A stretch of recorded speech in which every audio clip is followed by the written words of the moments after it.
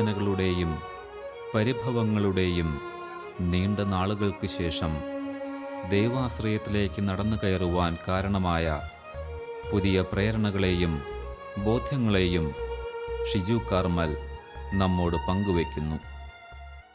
വീട്ടുകാരുടെയും ജോസിയേട്ടൻ്റെയും നിർബന്ധപ്രകാരം ഞാൻ മുരിങ്ങൂർ ഡിവൈൻ ധ്യാന കേന്ദ്രത്തിലേക്ക് ഒരു ധ്യാനത്തിനായിട്ട് ഞാൻ പോയി. ആ ധ്യാന സമയത്ത് എനിക്ക് അതിശക്തമായ ദൈവാനുഭവം അവിടെ വെച്ച് എനിക്കുണ്ടായി. ബഹുമാനപ്പെട്ട ആൻ്റണി പയ്യമ്പള്ളി അച്ഛൻ്റെ ആരാധന ശുശ്രൂഷയുടെ സമയത്ത് എല്ലാവരും ഉച്ചത്തിൽ സ്തുതിച്ചുകൊണ്ടിരിക്കുന്ന ആ സമയം കർത്താവ് എൻ്റെ കരം പിടിച്ച് ഉയർത്തുന്നതായിട്ടുള്ള ഒരു അനുഭവം എനിക്ക് അവിടെ വെച്ച് ലഭിച്ചു. ഞാൻ അപ്പോൾ കാണുന്നത് എൻ്റെ പുറകിലൊരു പുരോഹിതൻ നിൽക്കുന്നതായിട്ടാണ്. അപ്പോൾ എൻ്റെ കഴുത്ത് എനിക്ക് ഒരു പരിധിയിൽ കൂടുതൽ എനിക്ക് തിരിക്കാനായിട്ട് എനിക്ക് സാധിച്ചില്ല. എങ്കിലും വൈദികരുടെ ആ ലോഹയുടെ ആ നീളം ഉള്ള ആ കരം ഞാൻ കാണുകയാണ്. ആ കരം പിടിച്ച് എൻ്റെ സ്വാധീനമില്ലാത്ത വലത് കൈ മെല്ലെ ഉയർത്തുന്നതായിട്ട് ഞാൻ അവിടെ കാണുന്നു. അതേ സമയത്ത് തന്നെ ആരാധനാ വേളയിൽ തന്നെ ആൻ്റണി പയ്യമ്പള്ളി അച്ഛൻ ഇങ്ങനൊരു അനുഭവമുള്ള വ്യക്തിയെ കർത്താവ് കാണിക്കുന്നു എന്ന് അവിടെ വെച്ച് പറയുകയുണ്ടായി. ഞാൻ അന്ന് തന്നെ എൻ്റെ ഈ അനുഭവം ആ ആരാധന സമൂഹത്തിന് മുൻപാകെ സാക്ഷ്യപ്പെടുത്തി വലിയ സന്തോഷത്തോടെ സമാധാനത്തോടെ ആരൊക്കെ എനിക്കുണ്ട് എന്നുള്ള വലിയ ഒരു തോന്നലിൽ ഞാൻ വീണ്ടും വീട്ടിലേക്ക് വന്നു. വീട്ടിലേക്ക് വന്ന് കുറച്ച് ആഴ്ചകൾ മാസങ്ങൾ കഴിഞ്ഞപ്പോൾ വീണ്ടും ഞാൻ പഴയ അതേ അവസ്ഥയിലേക്ക് തന്നെ ഞാൻ മാറി. വീണ്ടും ഒരു നിരാശയുടെ ഒത്തിരി വൈഷമ്യത്തിൻ്റെ ഒരവസ്ഥ എൻ്റെ ജീവിതത്തിലേക്ക് കടന്നു വന്നു. അതുപോലെ എൻ്റെ അടുക്കിലേക്ക് പ്രിയപ്പെട്ട ജോസിയേട്ടൻ കടന്നു വരികയും അദ്ദേഹത്തിൻ്റെ പതിവ് പ്രവർത്തനത്തിൽ ദൈവവചനം എന്നോട് സംസാരിക്കുകയും കർത്താവിൻ്റെ വലിയ ആ സൗഖ്യത്തിൻ്റെ ഇടപെടലിൻ്റെ കാര്യങ്ങളൊക്കെ എന്നോട് സംസാരിക്കുകയും ചെയ്തു. അപ്പോൾ ഞാൻ അല്പം ദേഷ്യത്തോടെ ഞാൻ അദ്ദേഹത്തോട് പറഞ്ഞു, എന്നെ സ്നേഹിക്കുന്ന ഒരു ദൈവം ഉണ്ടെങ്കിൽ എനിക്ക് ജോലി കൊണ്ടുവന്ന് തരും. അങ്ങനെ പറഞ്ഞുകൊണ്ടിരിക്കുന്ന ആ സമയത്ത് റോഡിൽ കൂടി ഒരു ബൈക്ക് പോകുന്നതായിട്ട് കണ്ടു. ആ ബൈക്ക് കുറച്ച് അങ്ങോട്ട് മുൻപോട്ട് പോയപ്പോൾ ഈ ജോസിയേട്ടൻ അദ്ദേഹത്തെ കൈകൊട്ടി വിളിച്ച് നിർത്തി. അപ്പോൾ അവർ തമ്മിൽ പരിചയമുണ്ടായിരുന്നു. അങ്ങനെ അവർ തമ്മിൽ എന്തൊക്കെയോ സംസാരിച്ച് പെട്ടെന്ന് എന്നെ വിളിച്ചു. അപ്പോൾ എനിക്ക് കാര്യം എന്താണെന്ന് മനസ്സിലായില്ല. അപ്പോൾ ഞാൻ ആ ബൈക്ക് ഓടിക്കുന്ന ആ സഹോദരൻ്റെ അടുത്തേക്ക് ചെന്നു. അപ്പോൾ അദ്ദേഹം എന്നോട് പറയാണ്, മോനെ, കണ്ണൂർ എൻ്റെ ഒരു ബന്ധുവിൻ്റെ ഒരു സ്ഥാപനമുണ്ട്. അപ്പം നിനക്ക് വേണമെങ്കിൽ അവിടെ ജോലിക്ക് വേണേൽ പോകാം. നിനക്ക് യാത്ര ചെയ്യേണ്ടതായിട്ട് വരും. നിനക്ക് ബുദ്ധിമുട്ടില്ല എങ്കിൽ നിനക്ക് ഈ ആഴ്ച തന്നെ നിനക്ക് ജോലിയിൽ പ്രവേശിക്കാം. ഞാനത് വിളിച്ച് എത്രയും പെട്ടെന്ന് തന്നെ ശരിയാക്കാം. വലിയ സന്തോഷമായി. കാരണം തൊട്ട് മുമ്പ് ഞാൻ പറഞ്ഞത് എന്താ, എൻ്റെ ദൈവം എന്നെ സ്നേഹിക്കുന്നുവെങ്കിൽ ജോലി എനിക്ക് കൊണ്ടുവന്ന് തരും. ഒരു ദിവസം ഈ വായനശാലയിൽ ഇങ്ങനെ റോഡ് സൈഡിലിരുന്ന് സംസാരിച്ചുകൊണ്ടിരിക്കുമ്പോൾ ഒരു വ്യക്തി പെട്ടെന്ന് ഈ സ്കൂട്ടറിൽ കടന്നു വരികയും ഞാൻ അറിയുന്ന വ്യക്തിയായിരുന്നു, അറിയാതെ തന്നെ കൈകൊട്ടി ആ വ്യക്തി ആ സ്പോട്ടിൽ തന്നെ വണ്ടി അവിടെ നിർത്തി തിരിച്ച് ഞങ്ങൾ ഇരിക്കുന്ന സ്ഥലത്ത് വന്നു. എന്താണ് ജോസിയേട്ടാ വിളിച്ചതെന്ന് ചോദിച്ചു. ഞാൻ പറഞ്ഞു, ഈ നമ്മുടെ ഒരു സുഹൃത്താണ് ഈ ഷിജു, ഇവനൊരു ജോലി വേണം എന്ന് പറഞ്ഞു. അങ്ങനെ ഈ വ്യക്തിയുടെ സ്വന്തക്കാർക്ക് കണ്ണൂർ വലിയ ബിസിനസ് ശൃംഖലകളുണ്ട്. അങ്ങനെ ആ ബിസിനസ്സിലേക്ക് ഷിജുവിനോട് മറ്റന്നാൾ തന്നെ കടന്നു ചെല്ലാൻ പറഞ്ഞു. അങ്ങനെ ഷിജു 3-4 ജോഡി ഡ്രസ്സും ഒക്കെയായി ഷിജു കടന്നു ചെന്നു. ആരംഭത്തിൽ ഒരു 6000 രൂപയുടെ ശമ്പളത്തോടുകൂടി കുറഞ്ഞ മാസങ്ങൾക്കകം 10-15,000 രൂപ ശമ്പളത്തിലേക്ക് ഷിജു സാമ്പത്തികമായി പടിപടിയായി വളർന്നു വരികയും അങ്ങനെ ജീവിതത്തിൽ വലിയ ഒരു മാറ്റങ്ങൾ നോക്കി നിൽക്കുന്ന സമയത്ത് തന്നെ ദൈവത്തിൻ്റെ പരിശുദ്ധാത്മാവ് ശക്തമായിട്ട് ആത്മീയമായും ഭൗതികമായും സാമ്പത്തികമായും ശാരീരികമായും ഷിജുവിൻ്റെ ജീവിതത്തിൽ ദൈവം കടന്നു വരുവാനും സിംഹക്കുഴിയിൽ കിടന്ന ദാനിയേലിന് കാക്കയുടെ കാലിൽ അപ്പവും മീനും എത്തിച്ചു കൊടുത്ത സർവശക്തനായ ദൈവം ഒരു പൈസ പോലും വരുമാനമില്ലാത്ത ഷിജുവിൻ്റെ കുടുംബത്തെയും ഭാര്യയെയും മക്കളെയും ഒക്കെ ഇവർക്ക് വേണ്ട ഒന്നിനും ഒരു കുറവുമില്ലാതെ എൻ്റെ നീതിയും രാജ്യവും അന്വേഷിക്കുക, നിനക്ക് വേണ്ടത് മുഴുവൻ ഞാൻ കൂട്ടിച്ചേർക്കും എന്ന ദൈവത്തിൻ്റെ വചനം അന്വർത്ഥമാകത്തക്ക രീതിയിൽ ഷിജുവിനെ ദൈവം കാത്ത് പരിപാലിച്ച് മുൻപോട്ട് നയിക്കുന്ന ആ അവസ്ഥ ഞങ്ങൾക്കിവിടെ ഉള്ളവർക്കെല്ലാം അങ്ങനെ വലിയ ഒരു അത്ഭുതത്തോടെയാണ് ഞങ്ങൾ ഷിജുവിൻ്റെ ജീവിതത്തെ ഞങ്ങൾ കാണുകയും വീക്ഷിക്കുകയും അനേകരെ ശ്രദ്ധിക്കുന്ന ഒരു ജീവിതമായി ഷിജു രൂപാന്തരപ്പെടുകയും ചെയ്തുകൊണ്ടിരിക്കുക. 2009 ഞങ്ങളുടെ വിവാഹം. അന്ന് വിവാഹാലോചന വന്നപ്പോൾ പിന്നെ പറഞ്ഞിരുന്നു കൈക്ക് ഇങ്ങനെയൊക്കെ കുറവുണ്ട്, ഇഷ്ടമാണോ എന്നൊക്കെ എന്നോട് ചോദിച്ചെന്ന് പറഞ്ഞാൽ ഞാൻ ഒന്നും മറുപടി ഒന്നും പറഞ്ഞൊന്നുമില്ല. ഞാൻ പിന്നീട് പറയാമെന്നാണ് എൻ്റെ വീട്ടുകാരോട് പറഞ്ഞത്. പക്ഷെ അവർക്കും ഒരു സംശയം, അങ്ങനെയൊക്കെ ആവും എന്താവും എന്നുള്ളൊരു വെപ്രാളം അവർക്കും ഉണ്ടായിരുന്നു. പിന്നെ അവരെന്നോട് ചോദിച്ചത് സമ്മതമാണോ എന്ന് ഞാൻ പറഞ്ഞു. ഞാൻ അന്ന് ആലോചിച്ചിട്ട് ഞാൻ പറയാം. പക്ഷേ ഞാൻ നോവേന യൂദാസ്ലീഗയുടെ നോവേന ഞാൻ മുടങ്ങാതെ ചെല്ലുമായിരുന്നു. അത് നോവേന ചെല്ലുമ്പോൾ എൻ്റെ മനസ്സിൽ പറഞ്ഞു, നീ ആ നിനക്ക് വന്നിരുന്ന അത് നീ തിരഞ്ഞെടുത്തു, നീ ശരിയായ വഴിയാണ് നിനക്ക് തിരഞ്ഞെടുത്തിരിക്കുന്നത്, നീ അത് തിരഞ്ഞെടുത്തു. ഞാൻ പറഞ്ഞ വീട്ടുകാരോട് ഞാൻ പറഞ്ഞു എനിക്ക് സമ്മതമാണെന്ന് ഞാൻ പറഞ്ഞു. അങ്ങനെ 2009 ഫെബ്രുവരി 1-ാം തീയതിയായിരുന്നു ഞങ്ങളുടെ കല്യാണം. അർത്ഥശൂന്യമെന്ന് കുറിച്ചിട്ട നാളുകളെ ജീവിതത്തിൻ്റെ സമസ്ത മേഖലകളിൽ നിന്നും തുടച്ചുമാറ്റി സൗന്ദര്യപൂർണമായ ദിനങ്ങൾ കർത്താവ് ഒരുക്കുകയാണെന്ന തിരിച്ചറിവ് അദ്ദേഹത്തിന് ജീവിതത്തിലൂടെ ബോധ്യപ്പെട്ടു തുടങ്ങി. സാമാന്യം തരക്കേടില്ലാത്ത ശമ്പളം എനിക്ക് ലഭിച്ചിരുന്നു. നന്നായിട്ട് ആ ജോലി മുൻപോട്ട് പോയിക്കൊണ്ട് ഇരിക്കുന്ന ഒരു സമയത്ത് പെട്ടെന്ന് എനിക്ക് മറ്റൊരു അസുഖം എന്നെ പിടികൂടി. ഒരു ദിവസം ഞാൻ ഭക്ഷണം കഴിച്ചുകൊണ്ടിരിക്കുമ്പോൾ എനിക്ക് യാതൊരു ടേസ്റ്റും അനുഭവപ്പെടുന്നില്ല. ഞാൻ ഉടനെ എൻ്റെ ഷർട്ട് ഞാൻ മണത്ത് നോക്കി, യാതൊരു മണവും എനിക്ക് ലഭിക്കുന്നില്ല. ഞാൻ വല്ലാതെ അസ്വസ്ഥനാണ്. ഞാൻ വിചാരിച്ചു ഇനി എന്താണിത്, എനിക്ക് സംഭവം ഒന്നും മനസ്സിലാവുന്നില്ല. പിന്നീട് ചികിത്സയ്ക്കായിട്ട് ഞാൻ ഒരു ENT ഡോക്ടറെ സമീപിച്ചു. അപ്പോൾ അദ്ദേഹം പറഞ്ഞു അത് മൂക്കിൻ്റെ സെൻസിറ്റിവിറ്റി നഷ്ടപ്പെട്ടതാണ്. മുമ്പ് ഒരുപാട് ട്രീറ്റ്മെൻറ്റിലൂടെ പോയപ്പോൾ വെൻറ്റിലേറ്ററിലൊക്കെ ഞാൻ കിടന്ന സമയത്ത് മൂക്കിൽ കൂടി ട്യൂബ് ഇറക്കിയപ്പോൾ അത് വോക്കൽ കോഡിനെ ബാധിച്ചു, വോക്കൽ കോഡ് മുറിഞ്ഞതാണ്. അങ്ങനെ ഒരു പ്രശ്നം ഉണ്ട്. ആ ഒരു സാഹചര്യത്തിൽ പെട്ടെന്ന് തന്നെ എൻ്റെ ശബ്ദവും എനിക്ക് നഷ്ടപ്പെട്ടു. മണവും രുചിയുമില്ല, എൻ്റെ ശബ്ദവും എനിക്ക് പോയി.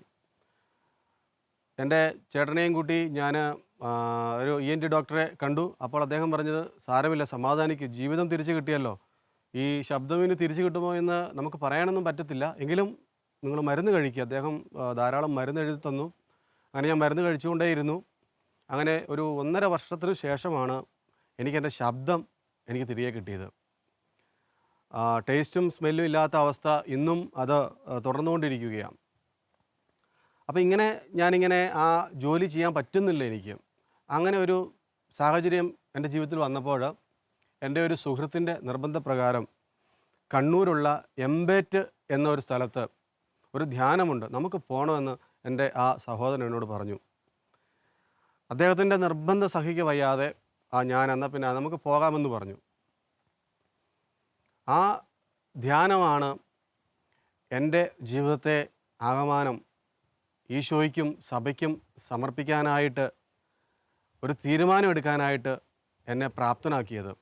2010 പിന്നെ കണ്ണൂർ ഉള്ള ധ്യാനത്തിന് ചേട്ടായി പോയി. അത് ധ്യാനം കഴിഞ്ഞ പാടെ എന്നെ ഫോൺ വിളിച്ചപ്പോൾ ചേട്ടായി പറഞ്ഞു, ഇനി എൻ്റെ ജീവിതത്തിൽ ഇനി ഈശോയാണ്, അത് കഴിഞ്ഞിട്ട് നിനക്ക് ഇനി സ്ഥാനമുള്ളൂ, ഇനി എന്ത് വന്നാലും എൻ്റെ ഈശോയെ ഇനി നേടുക, എനിക്ക് എൻ്റെ രാജ്യം പിന്നെ കത്തോലിക്ക സഭയെ അതിനെക്കുറിച്ചുള്ള വന്നു കഴിഞ്ഞപ്പോൾ ഞാൻ ഓർത്ത് ദൈവം ഇത് എത്ര ദിവസത്തേക്കുണ്ടാകും. പക്ഷെ കഴിഞ്ഞ കാലത്തെ ഒരു അനുഭവം എൻ്റെ ഉള്ളിലുള്ളത് കൊണ്ട് പക്ഷെ എനിക്കൊരു ടെൻഷൻ ഉണ്ടായിരുന്നു, ഇത് എത്ര കാലത്തേക്ക് കാണും. പക്ഷേ 2010 പ്രാർത്ഥനാ ജീവിതത്തിലേക്ക് കടന്നു വന്നതിന് ശേഷം ഇന്ന് വരെയും പുറകിലോട്ടുള്ള ഒരു ജീവിതത്തെപ്പറ്റി ഇന്ന് വരെയും ചിന്തിച്ചിട്ടില്ല. പ്രാർത്ഥനയ്ക്കാണ് ഏറ്റവും കൂടുതൽ സമയം കണ്ടെത്താറ്. ജപമാല ഒരു ദിവസം എത്ര ചെല്ലുമെന്ന് ചോദിച്ചാൽ കൃത്യമായ കണക്കില്ല. വെളുപ്പിനെ 3 മണിക്ക് തുടങ്ങുന്നതാണ് ചേട്ടയുടെ ദിവസത്തെ ജീവിതം. 3 മണി തുടങ്ങിയാൽ ജപമാലയോടുകൂടി തുടങ്ങി രാവിലത്തെ കുർബാന, അത് കഴിഞ്ഞിട്ട് കിട്ടുന്ന അവസരങ്ങളിൽ മുഴുവൻ ചാപ്പലിൽ ചെറുപുഴ ചാപ്പലുണ്ട്, ചെറുപുഴ ചാപ്പലിൽ പിന്നെ ഒരുപാട് അതിന് ശേഷം ഒരുപാട് സൗഹൃദങ്ങൾ ചേട്ടായിക്ക് പ്രാർത്ഥനാ ജീവിതത്തിലേക്ക് കടന്നു വന്നതിന് ശേഷം ഒരുപാട് സൗഹൃദങ്ങൾ, ആത്മീയ സൗഹൃദങ്ങൾ കിട്ടി. അവരോട് വചനങ്ങൾ പറഞ്ഞിരിക്കുക. അവരെ ഒരാത്മാവിനെയെങ്കിലും നേടാൻ സാധിച്ചാൽ അത്രയും വലിയൊരിതായിട്ട് ചേട്ടായി കണ്ടാൽ അവരോട് വചനങ്ങൾ പങ്കുവയ്ക്കുക. ഫോണിൽ കൂടെ ആയാലും അവർ വീടുകളിലേക്ക് വരും, അല്ലെങ്കിൽ ചേട്ടായി സ്ഥലം കണ്ടെത്തി അവിടെ ഇരുന്ന് വചനങ്ങൾ പറയുക. കിട്ടുന്ന അവസരങ്ങളിൽ മുഴുവൻ ചേട്ടായി വചനമാണ്. ഒരു മിനിറ്റും വെറുതെ കളയുകയല്ല. ഒരു അഭിഷേകമായി തിരുസഭയോടുള്ള ഒരു സ്നേഹം പരിശുദ്ധാത്മാവ് എനിക്ക് നൽകി. പരിശുദ്ധാത്മാവ് ഇതൊരു അഭിഷേകമായി തരാത്തിടത്തോളം കാലം നമുക്ക് സഭയെ സ്നേഹിക്കാൻ പറ്റത്തില്ല. ഈശോയെ സ്നേഹിക്കുന്നത് പോലെ പരിശുദ്ധാത്മാവ് നമുക്കൊരു അഭിഷേകം തന്നാൽ മാത്രമേ നമുക്ക് സഭയെ സ്നേഹിക്കാനായിട്ട് പറ്റുകയുള്ളൂ എന്ന് എനിക്ക് പൂർണ്ണമായും എനിക്ക് മനസ്സിലായി. കാഞ്ഞിരപ്പള്ളി രൂപതയിൽ താമസിക്കുന്ന brother Biju of Mary immaculate എന്ന വ്യക്തി നയിക്കുന്ന IHS കോഴ്സിലാണ് ഞാൻ ദൈവത്തിൻ്റെ പരിശുദ്ധാത്മാവിനാൽ നയിക്കപ്പെട്ട് ഞാൻ എത്തപ്പെട്ടത്. ആ ധ്യാനം 100-200ഓളം പേരുണ്ടായിരുന്നു. ധാരാളം വൈദികരും ധാരാളം ശുശ്രൂഷകരുമൊക്കെ ആ ധ്യാനത്തിലുണ്ടായിരുന്നു. അപ്പോൾ ആ ധ്യാനം എനിക്ക് ഒരു 3-4 ദിവസം കഴിഞ്ഞപ്പോഴത്തേക്കും ഈ ഒരു അഭിഷേകം, സഭയെ സ്നേഹിക്കാനുള്ള ഒരു വലിയ ഒരു അഭിഷേകം എനിക്ക് ആ ധ്യാനത്തിലൂടെ ലഭിച്ചു. പിന്നീട് ഞാൻ ആ ധ്യാനം കഴിഞ്ഞ് ഞാൻ വീട്ടിലേക്ക് വന്നു. തിരുസഭയുടെ ചരിത്രം എന്ന വലിയൊരു ഗ്രന്ഥം സേവ്യർ കൂടപ്പുഴ അച്ഛൻ എഴുതിയ ആ ഒരു വലിയ പുസ്തകം ഞാൻ വാങ്ങി. കത്തോലിക്ക സഭയുടെ മതബോധന ഗ്രന്ഥം ഞാൻ വാങ്ങി. സെക്കൻഡ് വത്തിക്കാൻ കൗൺസിൽ പ്രാമാണിക രേഖയും യുക്യാറ്റും ഞാൻ വാങ്ങി. ഞാൻ ആദ്യമായി വായിച്ച വിശുദ്ധൻ്റെ പുസ്തകം വിശുദ്ധ ജോൺ ഓഫ് ദ ക്രോസിൻ്റെ കർമ്മലമലയേറ്റം ഇരുണ്ട രാത്രിയാണ്. അപ്പോൾ ആ ധ്യാനത്തിലൂടെ കിട്ടിയ ഒരു അഭിഷേകമാണ് ഈ കാര്യങ്ങളൊക്കെയും. തലശ്ശേരി അതിരൂപതയിലെ മണ്ഡപം ഇടവാംഗമായ ബഹുമാനപ്പെട്ട ഷിജു ബ്രദറിനെ നിങ്ങളുടെ മുമ്പിൽ ദൈവമഹത്വത്തിനായി സമർപ്പിക്കുന്നു. അദ്ദേഹത്തിൻ്റെ ജീവിതം തന്നെ ദൈവത്തിന് പൂർണ്ണമായിട്ടും മാറ്റിവെച്ചിരിക്കുകയാണ്. IHS മിനിസ്ട്രി എന്ന സഭയുടെ ഏറ്റവും പുതിയ ശുശ്രൂഷയിൽ അദ്ദേഹം ഉൾച്ചേർന്ന് നിന്നുകൊണ്ട് ദൈവത്തെ മഹത്വപ്പെടുത്തിക്കൊണ്ടിരിക്കുകയാണ്. അദ്ദേഹത്തെ അടുത്ത് പരിചയപ്പെടാൻ സാധിച്ചു എന്നുള്ളതും അദ്ദേഹത്തിനോടൊപ്പം ശുശ്രൂഷ ചെയ്യാൻ സാധിച്ചു എന്നുള്ളതും എനിക്കും ദൈവസന്നിധിയിൽ വലിയ സന്തോഷം നൽകുന്ന കാര്യമാണ്. ലോകത്തിന് വേണ്ടി ഒത്തിരിയേറെ മനോഹരമായ സ്നേഹ ശുശ്രൂഷ ചെയ്യുവാൻ സാധിക്കുകയും ചെയ്യട്ടെ എന്ന് ആത്മാർത്ഥമായിട്ട് ആശംസിക്കുന്നു, പ്രാർത്ഥിക്കുന്നു. നമ്മുടെ ജീവിതത്തിൽ ഒത്തിരി സഹനങ്ങളുണ്ടാകുമ്പോൾ നമ്മളൊക്കെ തകർന്നു പോകുന്നവരാണ്. എന്നാൽ സഹനം ഒന്നിൻ്റെയും അവസാനമല്ല, അത് അഭിഷേകത്തിൻ്റെ ഒരു വാതിലാണ് എന്ന് എനിക്കെൻ്റെ ജീവിതം കൊണ്ട് എനിക്ക് മനസ്സിലായി.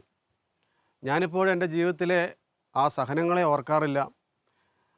മുമ്പുണ്ടായിരുന്ന സഹനങ്ങളും ഓർക്കാറില്ല, ഇപ്പോഴുള്ള സഹനങ്ങളും ഓർക്കാറില്ല, ഇനി വരാനിരിക്കുന്ന സഹനങ്ങളെയും ഞാൻ ഓർക്കാറില്ല. സഹനങ്ങളെ അതിജീവിക്കാനുള്ള ഒരു ശക്തി പരിശുദ്ധാത്മാവ് നമുക്ക് തരും. നമുക്കറിയാലോ, റോമാലേഖനം 8-ാം അധ്യായത്തിൻ്റെ 28-ാമത്തെ തിരുവചനം, ദൈവത്തെ സ്നേഹിക്കുന്നവർക്ക് അവിടുത്തെ പദ്ധതിക്ക് അനുസൃതമായി വിളിക്കപ്പെട്ടവർക്ക് അവിടുന്ന് എല്ലാം നന്മയ്ക്കായിട്ട് പരിണമിപ്പിക്കുന്നു. ലീമായിലെ വിശുദ്ധ റോസ് ഇപ്രകാരം പറയുന്നുണ്ട്: ഈശോയെ, നീ എൻ്റെ സഹനത്തെ വർദ്ധിപ്പിക്കണമേ, കൂടെ സഹന ശക്തിയും എനിക്ക് വർദ്ധിപ്പിച്ചു തരണമേ എന്ന്. സഹനങ്ങളെ നോക്കേണ്ട കാര്യമില്ല എന്നും ഈശോയെ നോക്കിയാൽ മതിയെന്നും എൻ്റെ ജീവിതം എന്നെ പഠിപ്പിച്ചു.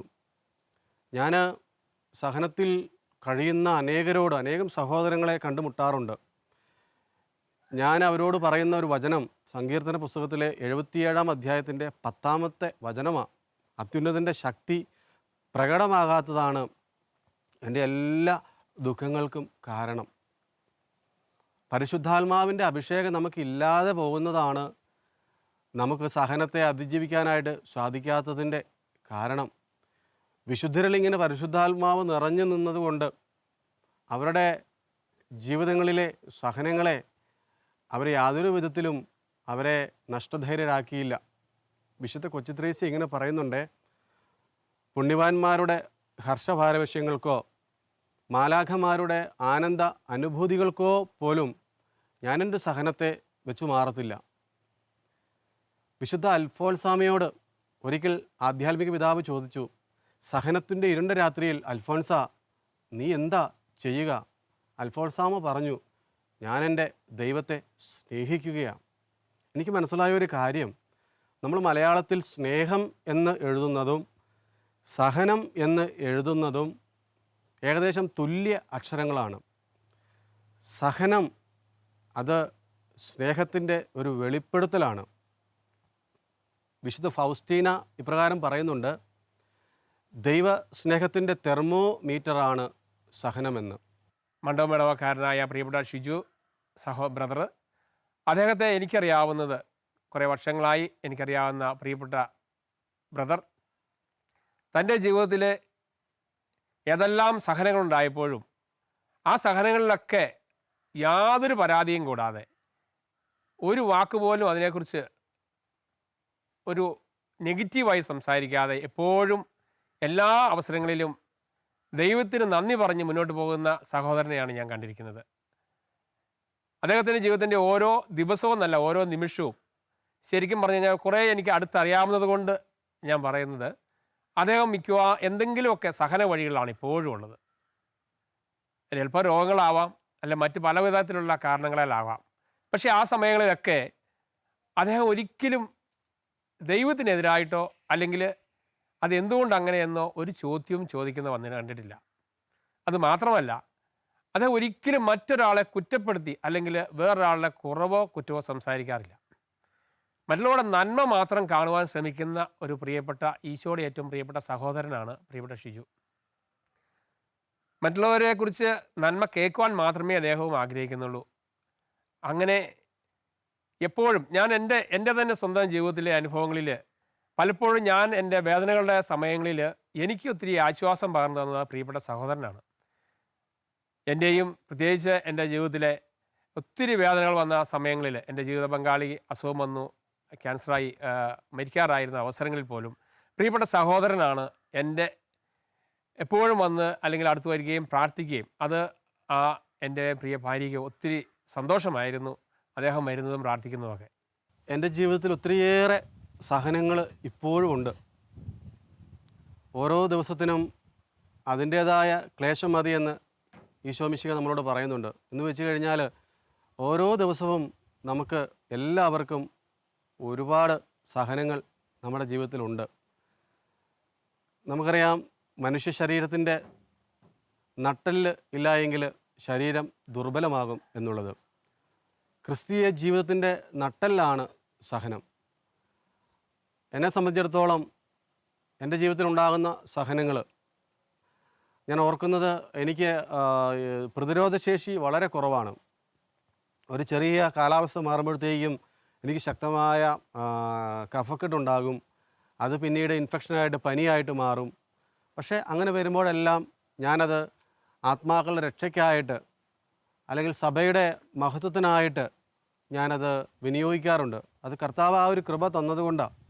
ഓരോ ബലിയർപ്പണത്തിലും ഞാൻ എൻ്റെ സഹനങ്ങളെ ഈശോയുടെ ആ ബലിയോട് ചേർത്ത് വെച്ച് ആത്മാക്കളുടെ രക്ഷയ്ക്കായിട്ട് ഞാൻ ബോധപൂർവം ഞാൻ അതിന് ശ്രമിക്കാറുണ്ട്. പ്രത്യേകിച്ച് ഞാനായിരിക്കുന്ന IHS മിനിസ്ട്രിയിലെ ഓരോ അംഗങ്ങളും ഞങ്ങളുടെ ആത്മീയ ഗുരുവിൽ നിന്ന് ഞങ്ങൾക്ക് ലഭിച്ചിരിക്കുന്ന ഒരു പരമപ്രധാനമായ ഒരു കാര്യം, സഹനങ്ങളെ നമ്മൾ സ്വീകരിക്കണം. സഹനങ്ങൾ വരുമ്പോൾ നമ്മൾ അസ്വസ്ഥപ്പെടരുത്. നമുക്ക് ഓരോരുത്തർക്കും നമുക്ക് എടുക്കാൻ സാധിക്കുന്ന കുരിശുകളെ കർത്താവ് തരത്തുള്ളൂ. ആ സഹനങ്ങളെ നമ്മൾ സ്വീകരിക്കണമെന്നുള്ള ആ വലിയ ആ ബോധ്യം ജീവിതത്തിൽ ആധ്യാത്മിക ഗുരുവിൽ നിന്ന് ലഭിച്ചിട്ടുണ്ട്. അതുകൊണ്ട് സഹനങ്ങളെ ഒരിക്കൽ പോലും അത് വെറുതെ പാഴാക്കാറില്ല. എൻ്റെ ഒരു ആഗ്രഹവും, നമ്മൾ ചെറിയ ചെറിയ സഹനങ്ങൾ കടന്നു വരുമ്പോൾ അതിനെ ഒഴിവാക്കാനായിട്ടാണ് നമ്മൾ സാധാരണഗതിയിൽ നമ്മൾ ശ്രമിക്കുന്നത്. എനിക്കൊരു ദിവസം കിട്ടിയ ഒരു ധ്യാനമെന്ന് പറയുന്നത്, ഈശോ അത്ഭുതങ്ങൾ അടയാളങ്ങളും ഒക്കെ പ്രവർത്തിച്ചത്, അത് നമുക്കറിയാലോ, നമ്മൾ ഗ്രാമപ്രദേശങ്ങളിലൊക്കെ ആടിനെ വൈകുന്നേരം കൂട്ടിൽ കയറ്റാനായിട്ട് ഒരു ചെറിയ പ്ലാവല ആടിന് മുമ്പിൽ പിടിച്ച് നമ്മളിങ്ങനെ ആടിൻ്റെ മുമ്പിൽ നടന്ന് ആ പ്ലാവില കാണിച്ച് പ്രലോഭിപ്പിച്ച് നമ്മൾ ആടിനെ കൂട്ടിൽ കയറ്റും, വളരെ തന്ത്രപരമായിട്ട്.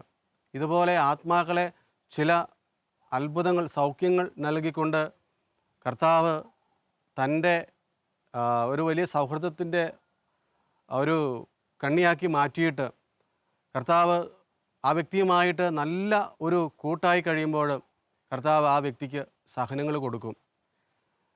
മാലാഖമാർക്ക് പോലും സഹിക്കാനായിട്ട് പറ്റത്തില്ല. ഈശോയുടെ രക്ഷാകർമ്മത്തിൽ നമ്മൾ പങ്കുചേരുകയാണ് സഹനങ്ങളിലൂടെ. അതിന് നമുക്ക് മനുഷ്യർക്ക് മാത്രമേ പറ്റുകത്തുള്ളൂ. മാലാഖമാർ അസൂയയോടുകൂടി നോക്കുന്ന 2 കാര്യങ്ങളാണ് ഭൂമിയിലുള്ളത്. ഒന്ന് പരിശുദ്ധ കുർബാന, 2 സഹനങ്ങൾ.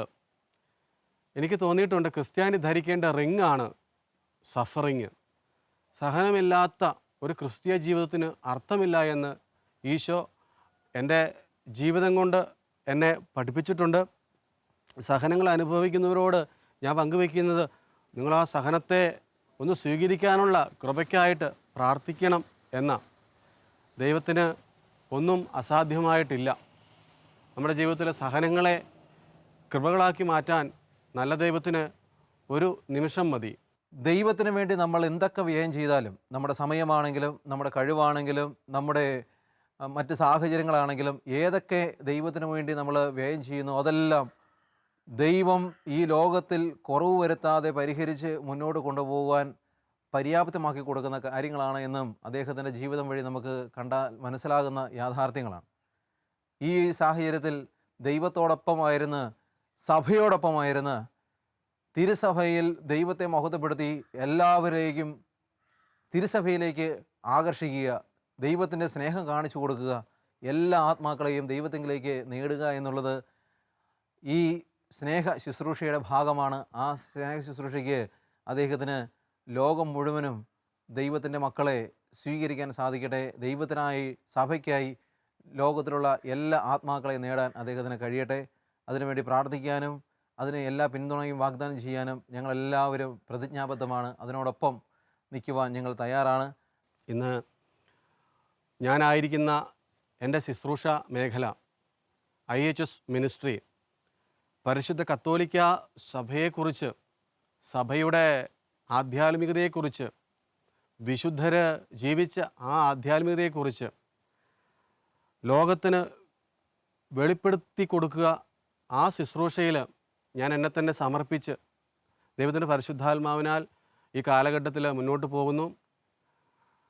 സഭയുടെ മൽപ്പാനായ മാത്യു വെള്ളാനിക്കൽ അച്ഛൻ്റെയും എൻ്റെ രൂപതയുടെ ബിഷപ്പായ ജോസഫ് പാംബ്ലാനി പിതാവിൻ്റെയും ഒക്കെ വലിയ പിന്തുണയും സ്നേഹവുമൊക്കെ ഞാനായിരിക്കുന്ന എൻ്റെ ശുശ്രൂഷയ്ക്കുണ്ട്.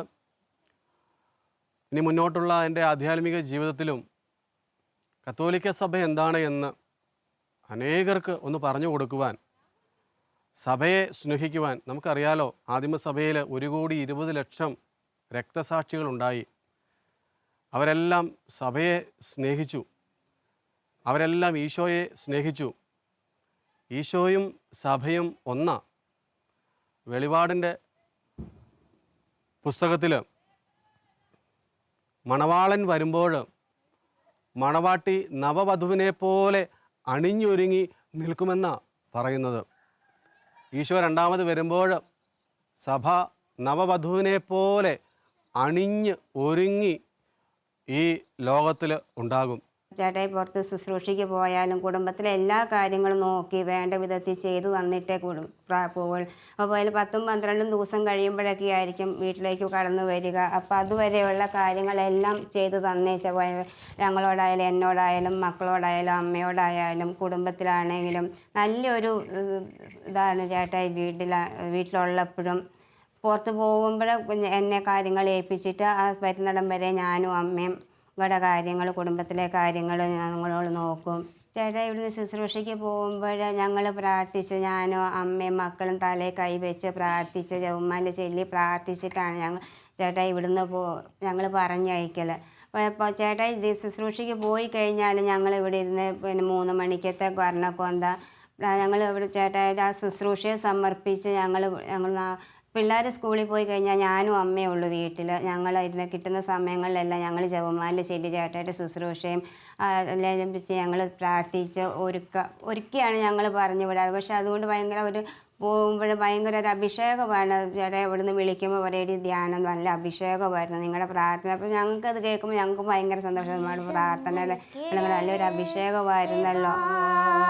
താരം പോലെ അത്യുന്നതന്റെ ഗീതത്തിനുമീതെ ജ്വലിക്കുന്ന സൂര്യനെ പോലെ ഉത്സവവേളയിൽ വിളങ്ങുന്ന പനിമതി പോലെ ആവേ മരിയേ നീ എൻ്റെ മനസ്സിൻ്റെ ദീപം. ഓ മാതേ മരിയേ നീ എൻ്റെ മനസ്സിൻ്റെ ദീപം. കാഞ്ഞങ്ങാട് എന്നെ പരിശോധിച്ച ഡോക്ടർ മംഗലാപുരത്തേക്ക് കൊണ്ടുപോകാൻ നിർദ്ദേശിക്കുകയും അങ്ങനെ ഒരു കാറിൽ ഞാൻ മംഗലാപുരത്തേക്ക് എന്നെ കൊണ്ടുപോയി. എൻ്റെ കൂടെ എൻ്റെ ഒരു മാമനാണ് ഉണ്ടായിരുന്നത്. എങ്കിൽ പോലും ആശുവാട്ടനിൽ നമ്മൾ തീരെ ഒരു തരത്തിലും പ്രതീക്ഷിക്കാത്ത രീതിയിലുള്ള ഓരോ ദിവസങ്ങളും റിസൾട്ടുകളാണ് നമ്മൾ കിട്ടിക്കൊണ്ടിരിക്കുന്നത്. ഇനി ആവശ്യമുണ്ട് എന്ന് ഡോക്ടർ പത്രത്തിൽ പരസ്യം കൊടുക്കാൻ പറഞ്ഞു. RBC ഉണ്ടായിരുന്നു, ഒരുപാട് ബ്ലഡ് പോയിക്കൊണ്ടിരിക്കുക, മൊത്തത്തിൽ ഒന്നും നിർത്താൻ പറ്റാത്ത അവസ്ഥയാണ്, മരുന്നുമില്ല.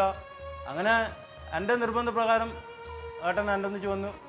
എൻ്റെ ഒരു സുഹൃത്ത് മുഖാന്തരം അവിടെ പോയി ഒരാഴ്ച ദാനം കൂടി. അപ്പോൾ ആ ഒരാഴ്ച തന്നെ അവന് മാറ്റം ഉണ്ടായെന്ന് പറയുന്നു.